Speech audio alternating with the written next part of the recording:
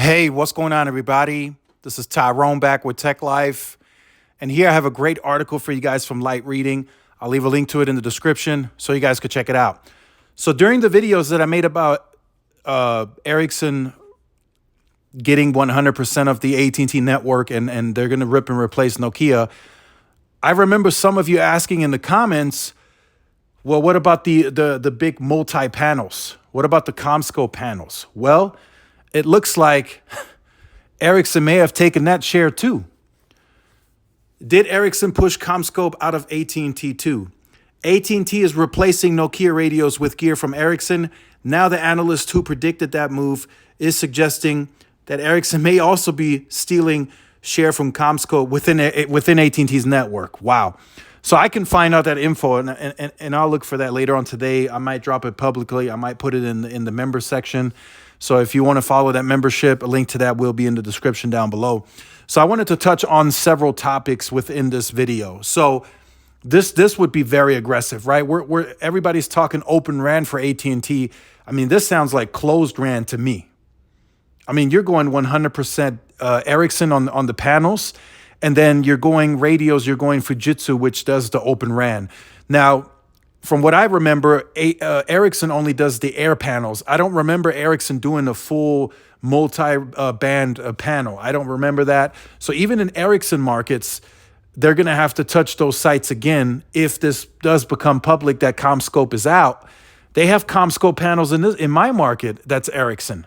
So Ericsson must have went to AT&T telling them like, hey, look, if you give us all your business, we can make that same type of panel.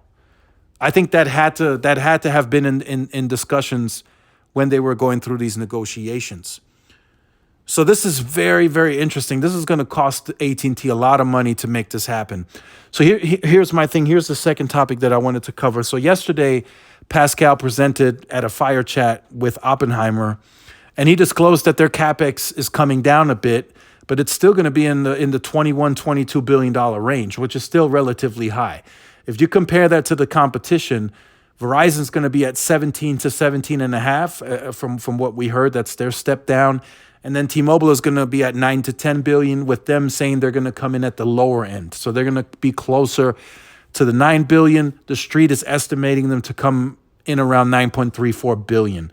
So AT&T is outspending the competition now by quite a lot, right? It's going to be about 3-4 billion, 5 at the max.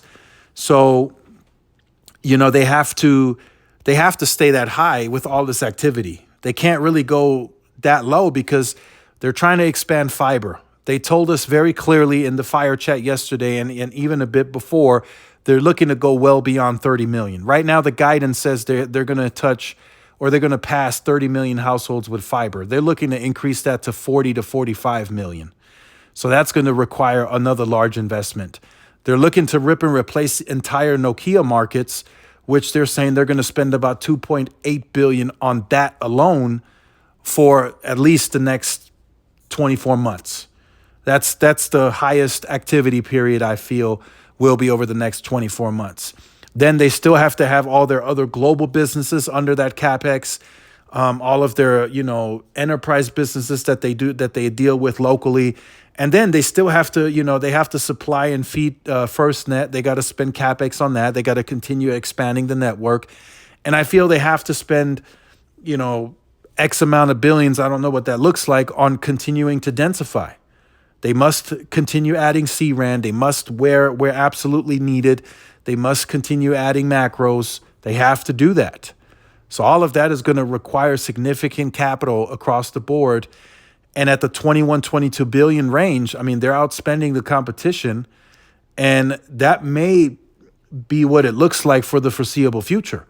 AT&T will likely have to stay around that 21-22 billion CapEx mark, if not maybe even a little more, to accelerate where they can accelerate. If they feel they can accelerate that rip and replace, they might spend $1 billion or $2 billion more.